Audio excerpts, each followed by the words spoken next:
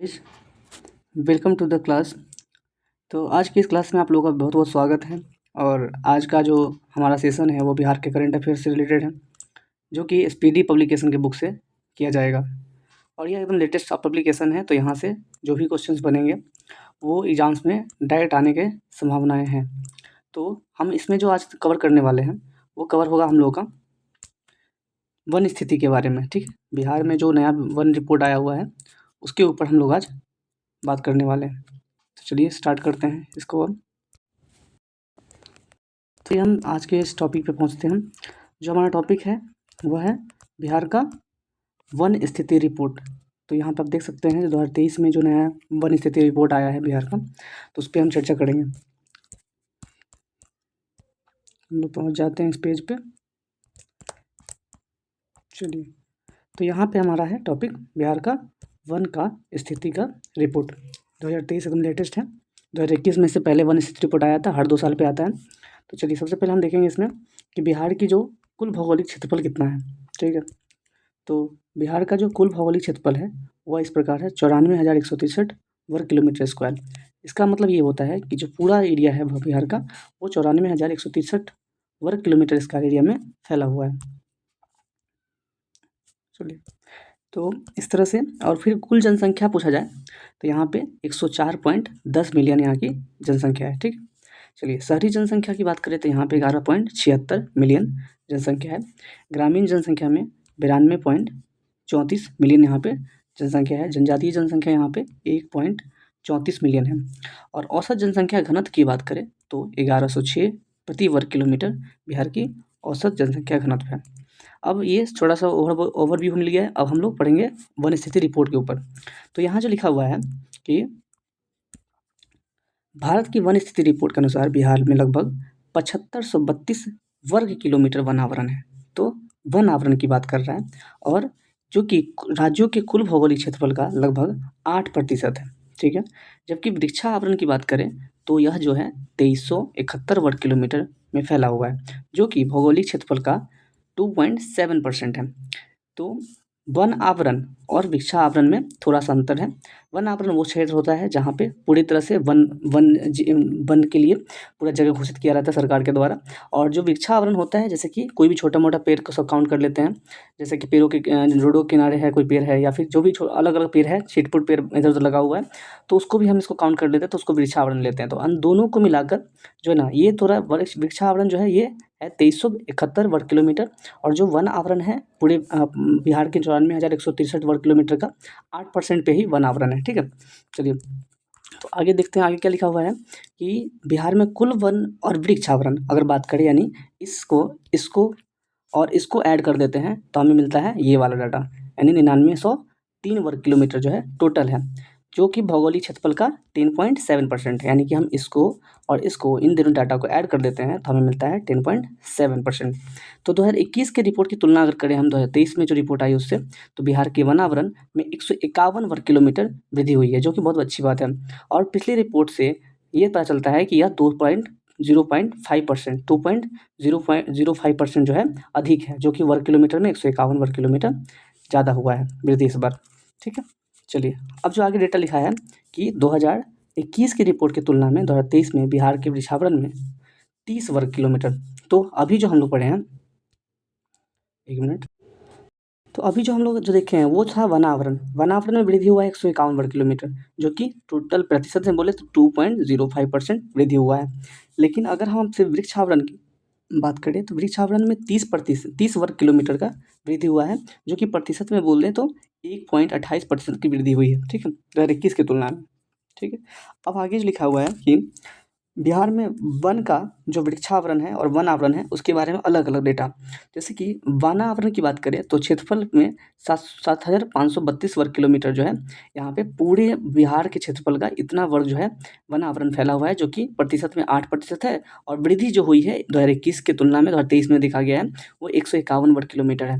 वृक्षावरण जो है यह 2371 वर्ग किलोमीटर है, जो कि प्रतिशत में बोले पूरे बिहार का तो वो 2.7% है।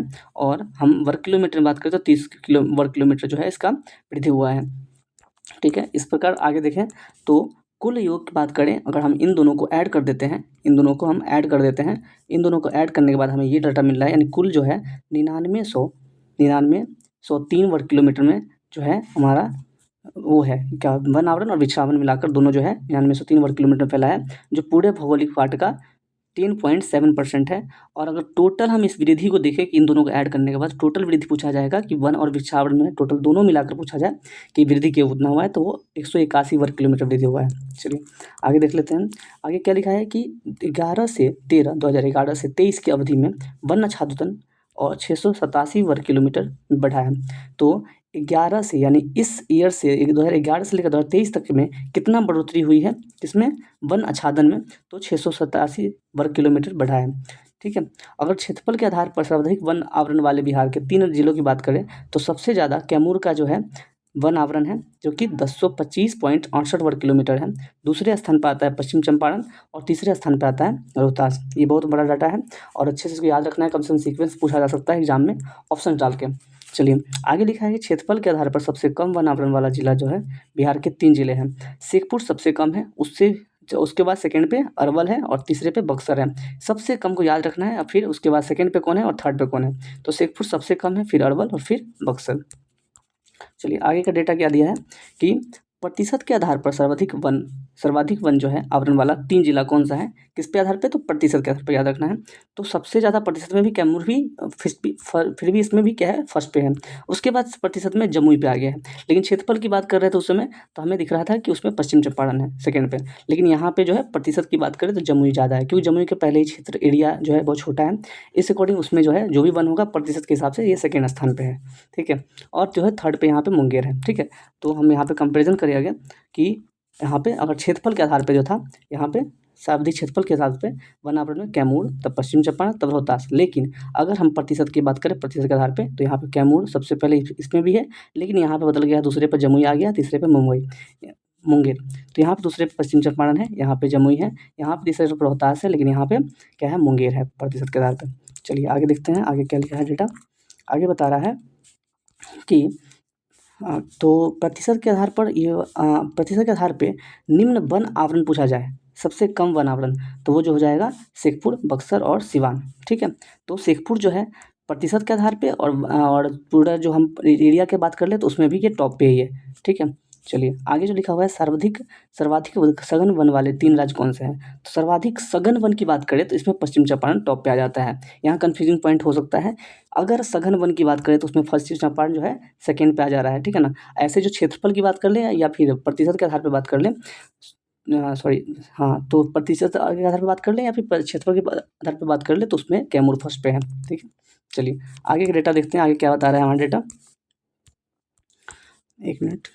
चलिए तो यहाँ पे जो है अब इसमें क्या बताया जा रहा है, एक मिनट। तो यहाँ पे दिखा रहा है कि बिहार का वन क्षेत्र जो है उसकी स्थिति क्या है और उसका क्षेत्रफल में वर्ग किलोमीटर में दिखाया गया है और उसके प्रतिशत बताया गया है। तो कई तरह के वन होते हैं, अति सघन वन, मध्यम वन, खुले वन। ठीक है।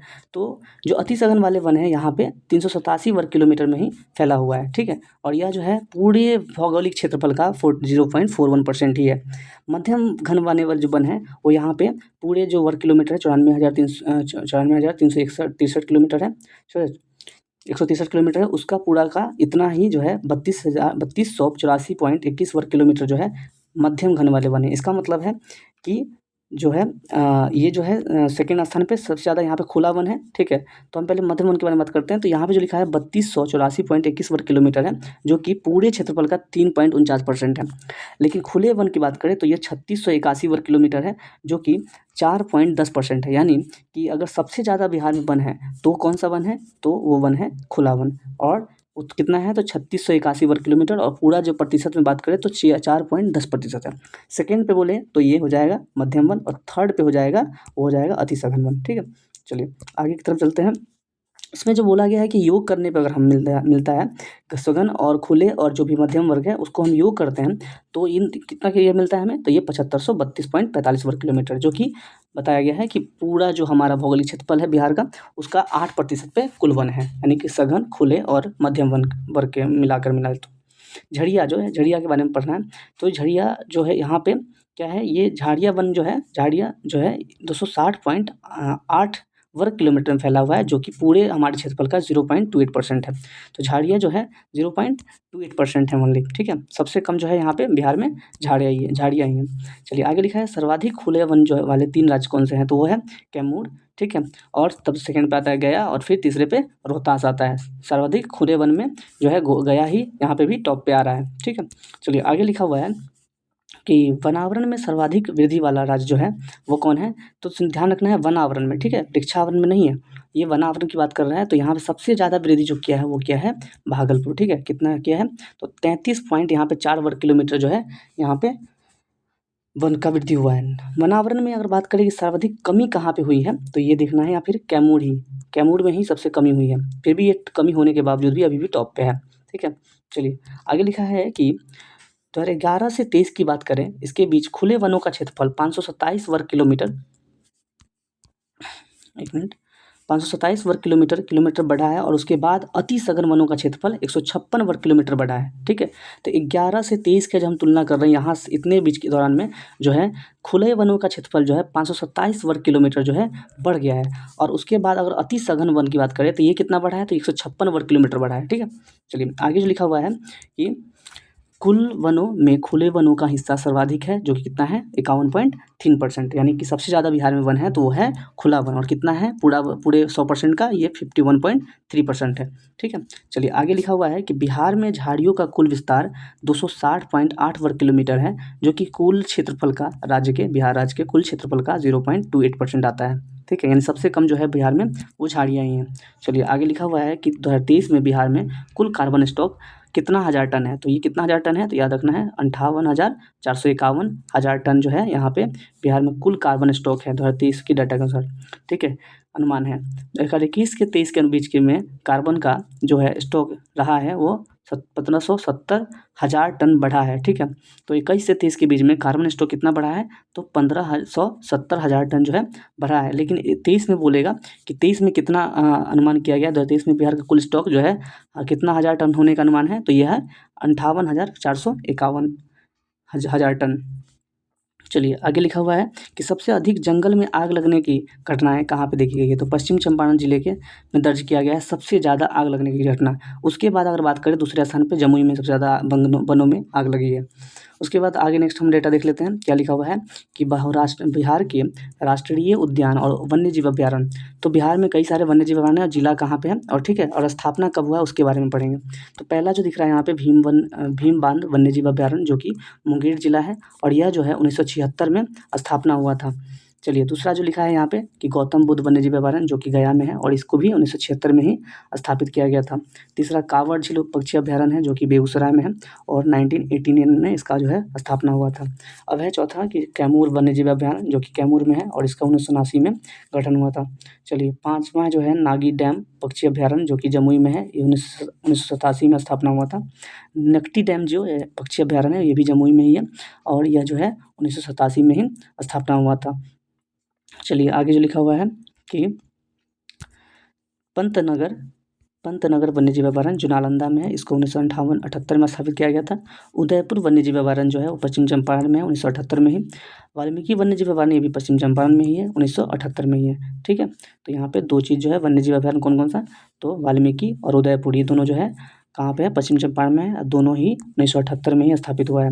नेक्स्ट है विक्रमशिला डॉल्फिन अभयारण्य, जो कि भागलपुर में है, और 1991 में इसका जो है गठन हुआ है, स्थापना हुआ है। बड़ेला झील सलीम अली अभयारण्य जो है यह वैशाली में है, 1997 में स्थापित हुआ है ये। चलिए आगे लिखा हुआ है कि कुशेश्वर स्थान झील अभयारण्य जो दरभंगा में है, 1994 में स्थापित हुआ है, और गोगाविल झील जो है यह कटिहार में है, ठीक है। चलिए तो इस तरह से जो है ये वीडियो अभी कंप्लीट होता है, और मैं कुछ आपके लिए एक रिवीजन छोटा सा एक रिवीजन स्लॉट रखा हूँ, इसको देख लीजिए, तो इससे आपको रिवीजन हो जाएगा, ठीक है। देखिए जैसे इस तरह का है, यहाँ पे लिखा हुआ है कुछ, क्या है ये, तो कुछ जो है लिखा हुआ है यहाँ पे कि कुल आवरण की बात करें तो वो कितना है, 73,100, सॉरी ये थोड़ा डेटा मुझे थोड़ा मिस लग रहा है इसमें कुछ, अच्छा ये छोड़िए, इसको देख लेते हैं। चलिए, यहाँ पे जो लिखा हुआ है कि कैमूर जो है 5 जो है 6 ज़िले हैं जो वन क्षेत्रफल में, सबसे बड़ा कैमूर है, ठीक है। दूसरा पे पश्चिम चंपारण है क्षेत्रफल के मामले में, ठीक है। चलिए, रोहतास है थर्ड पे और चौथा जमुई है, पाँचवां गया है, ठीक है। अब आगे लिखा हुआ है कि चलिए एक बात है, लक्ष्य है 2028 तक क्या करने का हरित बिहार मिशन के तहत। वर्तमान में जो है बिहार का जो फॉरेस्ट कवर है वो 10.3% है, लेकिन जो है इसको कवर कर लक्ष्य किया गया है 2028 तक पूरा करने के लिए कितना परसेंट, 17%। लेकिन हालांकि नेशनल जो है वो 25.7 है। हमारे नेशनल जो फॉरेस्ट कवर है वो 15.17 करके है, इसी के अप्रोक्स है, इतना परसेंट है, जो कि हमारे बिहार से कई ज़्यादा है। लेकिन बिहार का लक्ष्य है 2028 तक पूरा करने का कितना परसेंट, 17%, ठीक है। चलिए, तो हम इसमें कुछ इस हरित बिहार मिशन के तहत कई सारे मिशन आए, तो उसके बारे में देख लेते हैं। तो लिखा है यहाँ पे, हरियाली मिशन जो है स्थापना 2012 में हुआ था, और जल जीवन हरियाली की शुरुआत 2019 में हुई थी, और वन महोत्सव 2025 में 5 करोड़ पौधे लगाने का लक्ष्य रखा गया था। तो इस तरह से हम अभी जो है 10.3% जो हमारा वन आवरण है, वन और वृक्षावरण दोनों, ग्रीन आवरण जो बोल दें, तो ये जो है इसको बिहार ले जाना है कहाँ तक, 17% तक। और कब तक का टारगेट है याद रखना है, तो इस 17% को हमें 2028 तक इसको पूरा कर लेना है, ये बिहार सरकार का लक्ष्य है। तो यहाँ से हमारा जो है ये वीडियो कंप्लीट होता है, ठीक है। तो आपको सिर्फ आज का क्वेश्चन है, आप लोग कमेंट में अगर दे सकते हैं तो आंसर करिए, कि बताना है कि नागीनट्टी जो डैम है वो कहाँ पे है, नागीनट्टी जो पक्षी वन अभ्यारण्य है वो कहाँ पे है, इसको आप आंसर करना है आपको कमेंट बॉक्स में। तो आज के लिए बस इतना ही, अब मिलेंगे हम आपके साथ नए वीडियो को नेक्स्ट कोई टॉपिक पे। तब तक के लिए मिल चलते हैं, और वीडियो अगर पसंद आए ज़रूर लाइक कर दें, और जो मैं क्वेश्चन पूछा हूँ उसका आंसर अभी कमेंट बॉक्स में देना है। चलते हैं, मिलते हैं फिर नेक्स्ट वीडियो में, तब तक के लिए धन्यवाद।